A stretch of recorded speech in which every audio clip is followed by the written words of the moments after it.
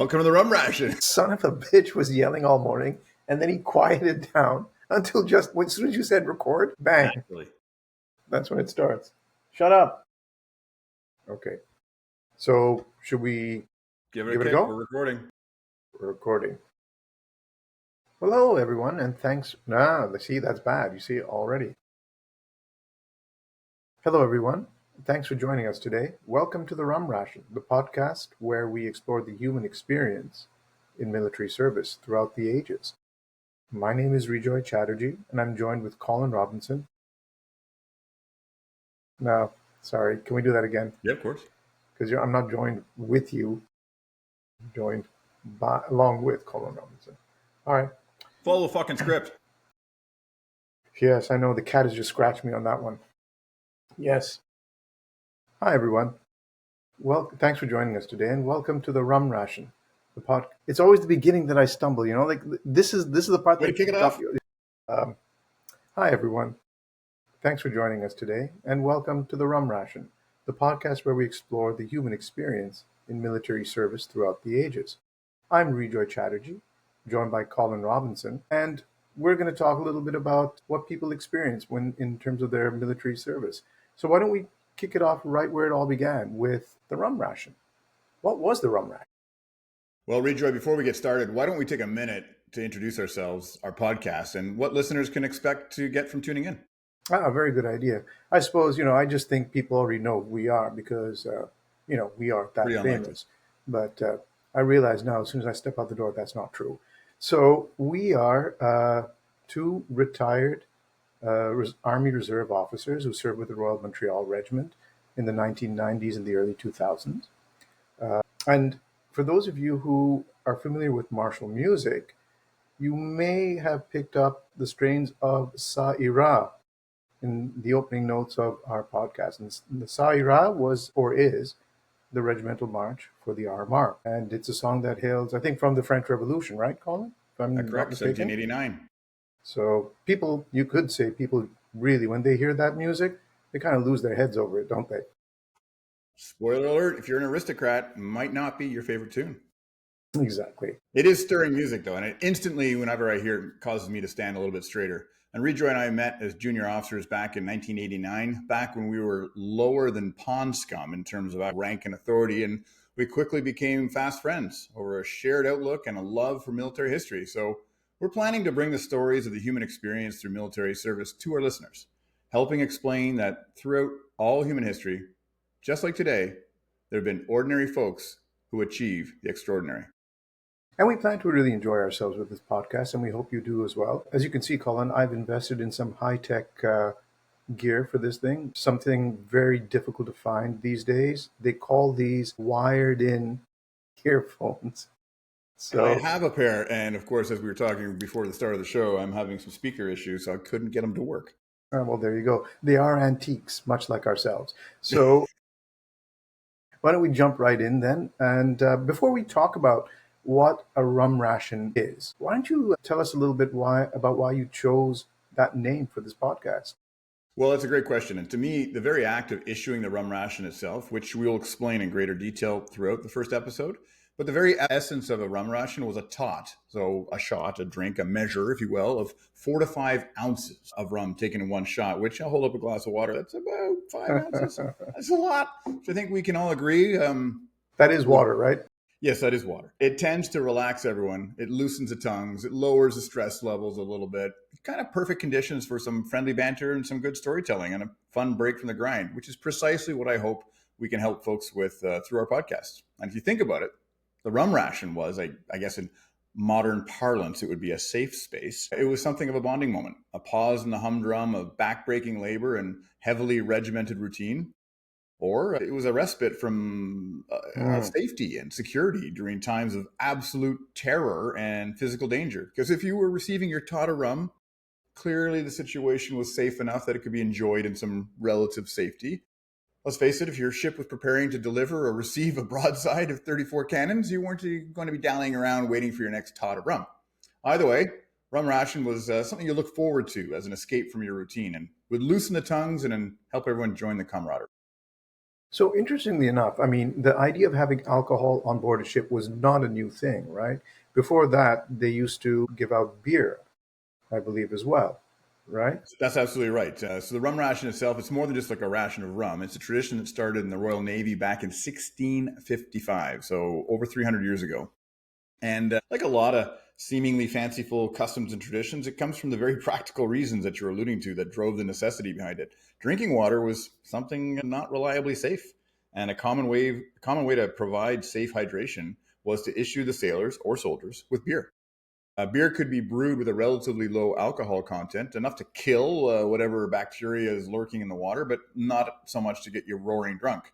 And that's great if you're limiting your sailing to be around the United Kingdom or Northern Europe, where generally the natural conditions are such that beer won't spoil too quickly, because this was before refrigeration, right? And you're never that far from a port where you can replenish. But as the Royal Navy began to venture further and further from home and started getting into warmer and warmer climates, they needed something stronger than beer to survive those long, hot Caribbean voyages. And originally they used wine and or gin to replace the Hmm. beer. But picture this, you had sailors, British sailors, fresh from conquering Jamaica from the Spanish, 1655, and they discovered rum, plentiful, potent, and long lasting. Indeed. And I would also imagine those ships in those days, I mean, we're talking 1655, were not like the mammoth ships that you found later in the Second World War and the 70s and the 80s. Now, of course, they're getting smaller again in some ways, but storage would have been an issue. And for beer, you've got big, huge kegs of beer. So I'm imagining that rum would not have been stored in such huge kegs. So it's far more practical, isn't it? But so when they actually handed out the rum on board, they wouldn't drink it right from the cask, would they? They did, and interesting. You're talking about storage. Is there's always plus and minus in any situation, right?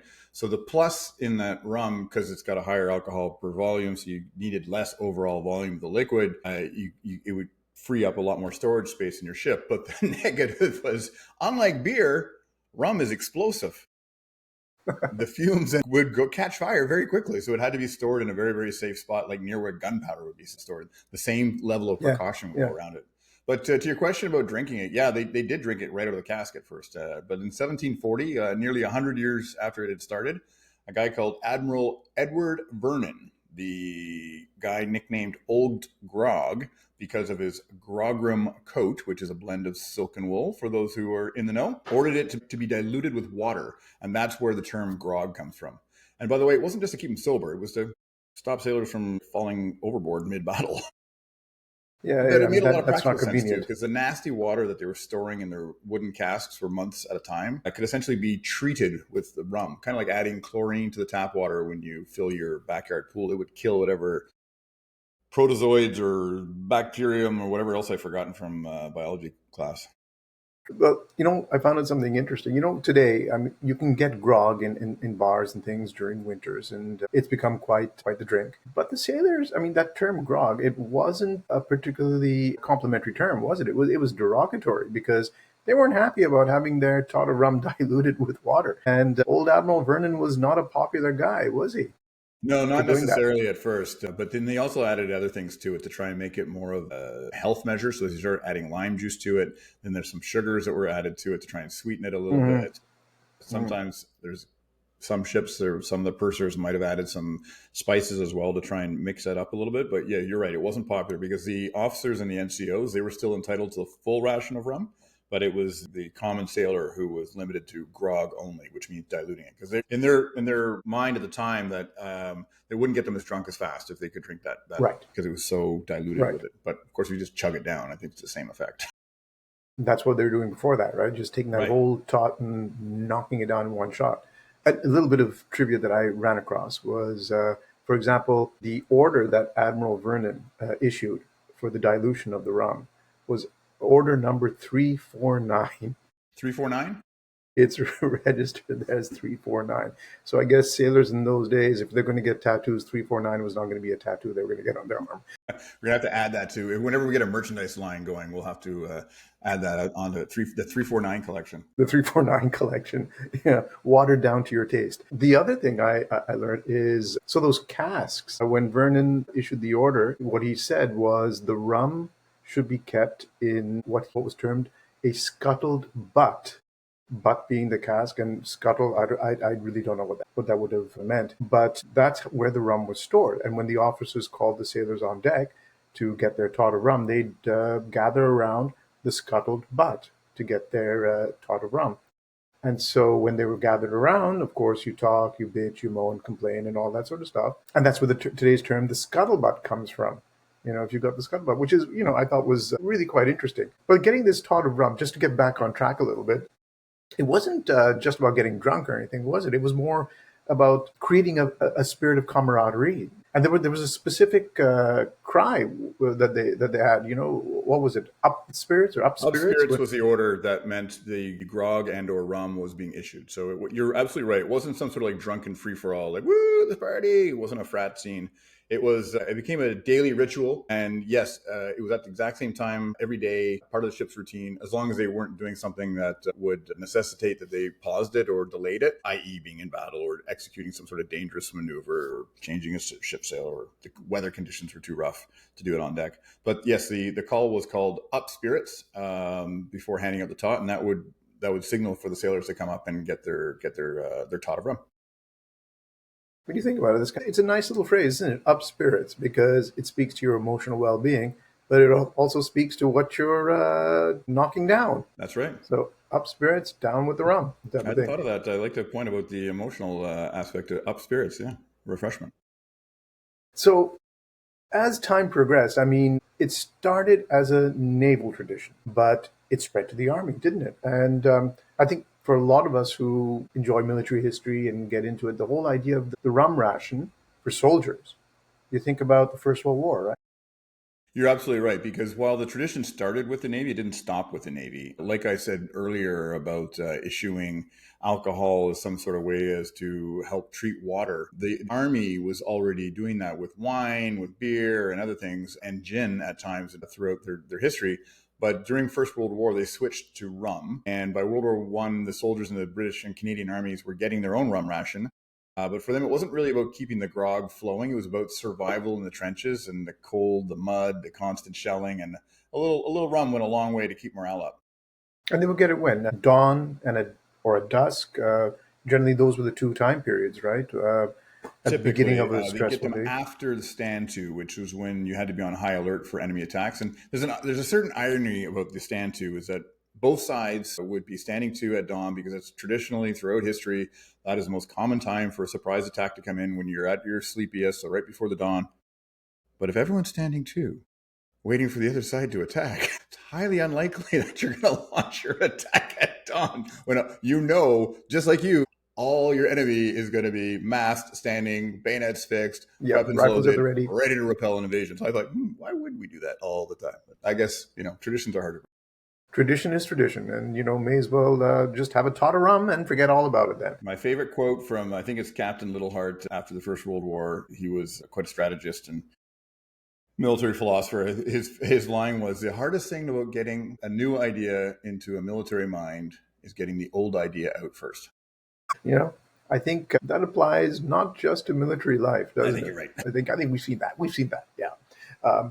Let's talk a little bit about the Canadians and the rum ration. So in the Canadian Army, who handed out the rum ration to the troops? Yeah, so the Canadian Expeditionary Force, when they landed in the UK in 1914, in about October, then they went across to France in February, and that's when they started the practice. They landed in France and made their way over into, first thrust into the major engagements in Belgium. But it wasn't handed out willy-nilly, so the officers kept a close eye on it to make sure things didn't get out of hand, and it was the NCOs who would, the non-commissioned officers, so typically a sergeant, or a color sergeant, which would be now known as a warrant officer in Canada, would be handing out the rum. And that's why it had some affectionate names, because it was SRD. Do you know what the official name for SRD is, Rejoy?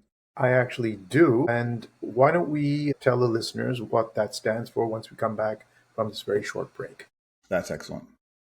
And this is a point where we would really wish we had a sponsor. And Rejoy, if you could have any sponsor right now, who would you want to have as a sponsor? Husser's Rum. It's natural. It makes a ton of sense. And you know what? It's pure cane sugar rum. Their website is phenomenal, and I apparently it's know, the original recipe that the Royal Navy used to distill rum that was issued. I So know. I'm yeah, actually going to go out and try and see if I can find it. I can't seem to find it in the LCBO or online. I know you used to be able to get it. I'm gonna ask my You brother used to be Kevin able if to he get had it. some. I did. I remember seeing it a couple of years ago, believe it or not. And I remember they had it then, but now it's all this foreign stuff that's coming in. Well, if So anyone knows of a contact at Pusser's Rum, Pussers, and if they want to reach out and start sponsoring us, we would not say no to a we would sponsor. not say no. No, not at all. Okay. Welcome back to the Rum Ration, where we explore the human experience in military service and share stories of what life is like in the front lines. And before we broke, Colin asked me if I knew what SRD stood for. That's Sierra Romeo Delta. And I actually do, although there are a number of different designations for it, right? So it was, I think one of them was Service Rum Distilled, right? Another was Supply Reserve Depot. I believe Those are the that was the official official terms, right? designation. Sorry? That was the official The designation. official designation, exactly. But the troops had their own names for it, right? Seldom reaches destination, which I think is a particularly good one. Or is it sergeants? Is it my notes here? Sergeants rarely deliver. I would not say that out loud. If I'd been one of the boys there, at least not to a sergeant's face, that would not go down well, I think. But tell me something. We talk about the rum ration, and it's a tot per soldier, but we're talking about a lot of rum, aren't we? So how much rum went across? Do we have stats for that? Do you know? We do for the beginning, absolutely. My other SRD mention is soon runs dry, and when we're talking about the talking about the manufacturing and the quantities, it'd be hard to believe that it would run dry. But we're talking about a massive operation. So, like in 1914, as the chill of winter set in on the Western Front, the British War Office decided to send a whopping 150,000 gallons of rum to the troops. That's right, 150,000 gallons. And if you take a look, it was issued. If anyone looks at our logo, which if you go on to rumration.ca, you'll see the earthenware jar. So imagine those being filled up and enough to bring in 150 gallons in one shot in December 1914. Incredible. And it wasn't easy getting it to the front lines, was it? I mean, this is where it wasn't just a military operation, but it was also taken over by what was it, the Port Authority, I believe.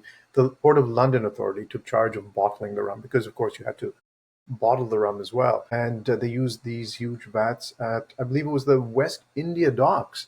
And each vat would hold up to, wait for it, 100 gallons of rum.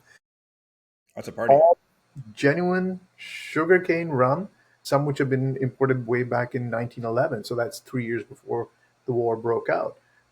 And then they blended it together, didn't they? That's right. It would be once it was blended, the rum was measured by the gallon and funneled into 1 gallon stoneware jars, which I was referring to. You can take a look at rumration.ca and see what we're talking about, which is why we've chosen that for the Rum Rations podcast logo. These jars were then corked and sealed with a Port Authority seal to ensure authenticity. And for ease of handling, you'd have 2 jars packed into wooden cases, each designed to be light enough for one person to carry. And I always love when people talk about designing things be light enough to carry when they're referring to soldiers. I have spent time in the infantry. I know exactly what is allegedly light enough to carry for one person. And I tend to disagree at times. Like the light machine gun originally came out, I think it was 34 pounds. That was before you put any ammunition in it. Yes, yes. Love those terms. Light machine gun, light mortar. Yeah. Try carrying it for a little while and see how light it actually feels. So the logistics aspect of this whole operation was something quite amazing though, wasn't it? I mean, just you start off in the UK with all this rum, and then you've got to take it across to where the troops are. So it starts at the West India docks, where it's been now blended and put together, and then it moves to the port of New Haven via. I love the name of this railway station, Willow Walk Railway Station. I mean, with 150,000 gallons of rum, how steadily are you walking? I wonder, especially if it seldom reaches its destination. But from there, it crosses over to the Channel, to the whichever port they could get it to on the French coast, perhaps the Belgian coast. And from there, it's then picked up and transported to a base of operations, right? And that's where the actual distribution process begins, getting it up to the troops in the front line. It's incredible when you think about the effort that the military took just to make sure the troops, the morale was up, the well-being was taken care of. I mean, there's a lot of talk, and people like to bitch and moan and complain about the army just cannon fodder. No one paid attention to the well-being of the soldiers, but no one, very few people look at the background behind what went into organizing these sorts of things. And we're just talking about rum, a tot of rum, but so much effort to get so much rum to the front lines. Yeah, and that's an indication of the amount of care that would go into other things as well to provide creature comforts. Like if you're thinking 3,000 jars a day, and that was just at the start of the war, like you imagine how much was being produced and sent out, say by 1916 or 1917, when troop levels had like tripled, quadrupled, and moving it through. So, but that's an indication. You're absolutely right. I think it's an important point that the logistics, the manpower, the money that had been diverted just to be able to provide some creature comforts could have been put into something else, could have been put into more machine gun rounds, could have been put into you name it. But they realize that the morale is as important to the materiel in terms of the fighting abilities of the troops. And I think, that's one of the reasons why we do this. It's stories like this that really showcase and put a spotlight on the experiences that soldiers have gone through in so many historical eras. The discomfort, the fear of what it takes to be in the field and to put yourself under that kind of duress and stress, and how sometimes it's just the small little things that shape military tradition and the camaraderie that makes such a difference to the ordinary soldier's life. Yeah, absolutely. And let's face it, the war could have gone on quite as easily and daily routine been equally effective without the rum ration. But the rum operation that we just described, getting these 3,000 jars a day going over just at the start, it wasn't just about providing a daily ration. It was a morale booster during the harsh conditions of trench warfare. The rum ration became a cherished ritual. It offered the soldiers a brief respite and a taste of comfort amidst the hardships of war. With that taste of comfort, I think this is a good time to take a short break. We'll be right back. Join us again for the rum ration. Welcome to the Rum Ration.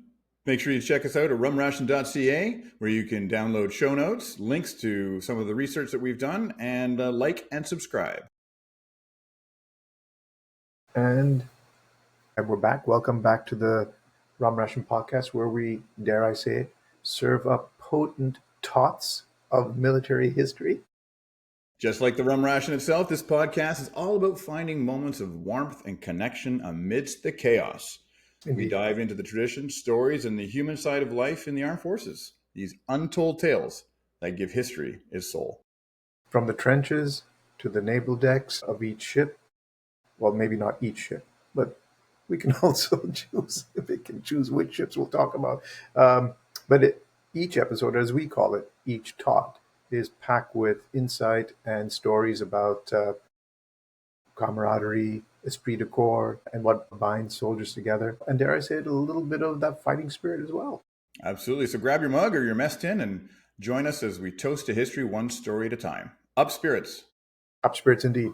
And to get back to the First World War part of it, where so much of the rum ration history is tied around that, for people who are looking for that kind of information. Maybe we can talk a little bit about the profound impact that that tot rum had on soldiers in the trenches during the First World War. Yeah, absolutely. The rum ration wasn't just a daily perk. It was a vital morale booster. And Major Paul Hanson, who was an officer, Canadian officer from the Royal Montreal Regiment, our regiment, was wounded at the Battle of Saint-Julien in 1915. And he shared some compelling insights into this. He recounted during the dark, cold hours before dawn, after enduring stinging cold, damp fog, or chilling rain, soldiers were given a small ration of rum. Small, I guess, his perspective, small, still 4 to 5 ounces. We can decide. We don't need to quibble. But even those with strong temperance beliefs, because you don't forget back then there was a prohibition came into effect about 10 years after the war, right? So there was a strong temperance movement. And even those with strong temperance beliefs welcomed it, seeing it as a necessary medicine. I mean, it's very telling, exactly what you said right there. The Prohibition era was not far away, and the seeds of it were planted during the war, weren't they? And even beforehand, where there was this move against alcohol being seen as an agent of the devil, and the temperance movement was gaining more and more strength.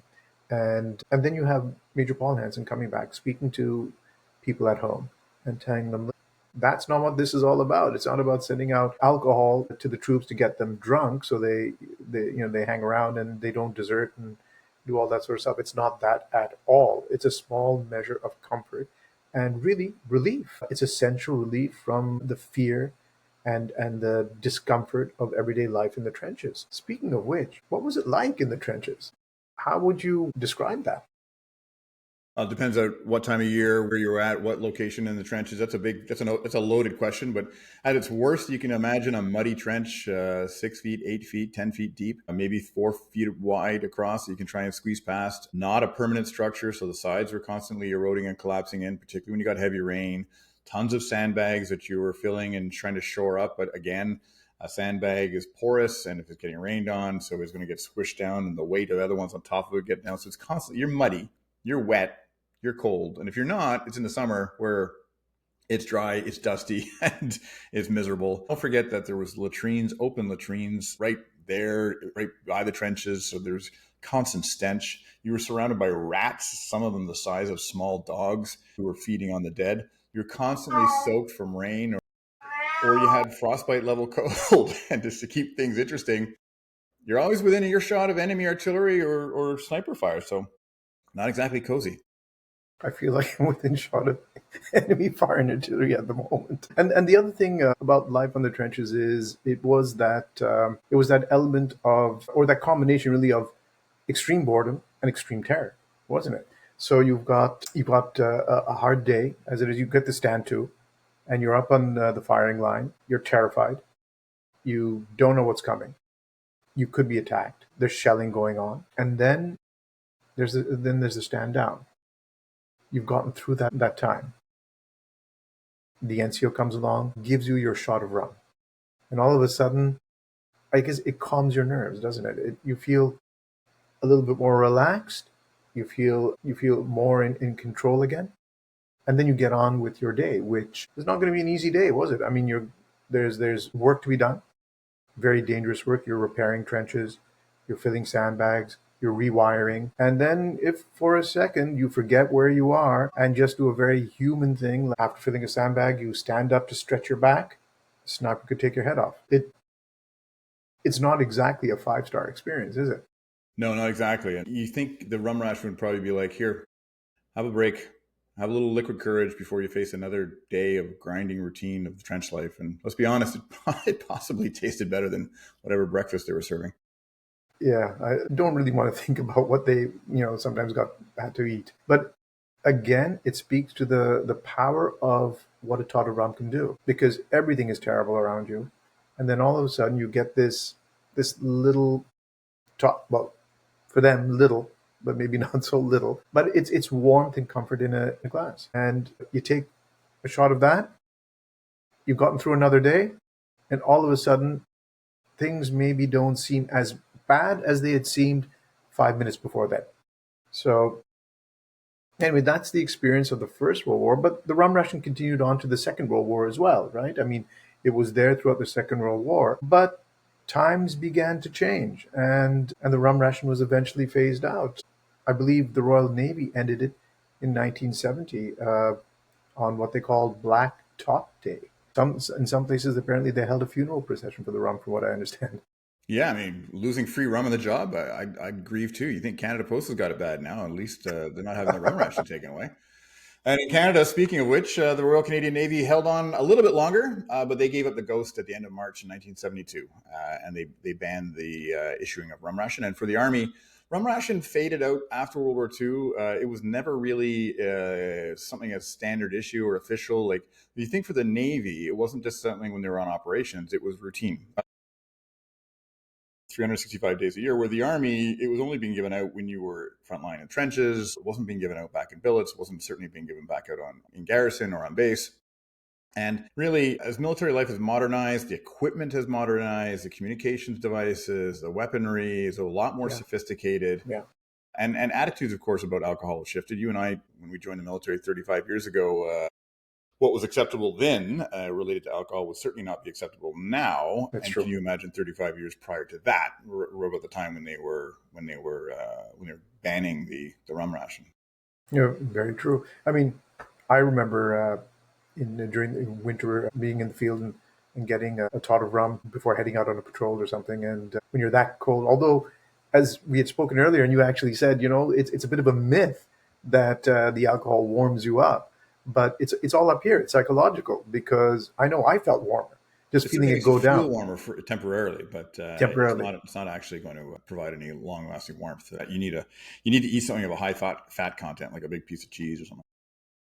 So it really is more than just about getting a free drink. It's about tradition, camaraderie, esprit de corps, making those connections with your buddies in the field, which makes it the perfect subject for a military podcast, wouldn't you say? I would, absolutely, and that's what we're here for, to bring everyone the stories behind the traditions, the rituals, and the people who made history while raising a glass, or more likely a tin cup in this case.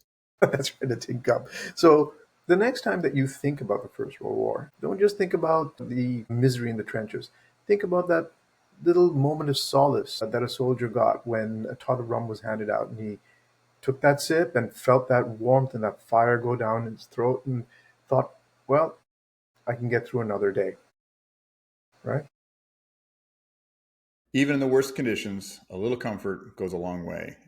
That's why we're here, to keep these stories alive. So thank you, everyone. Thanks for listening to the Rum Ration. And until next time, cheers to history. Cheers to history.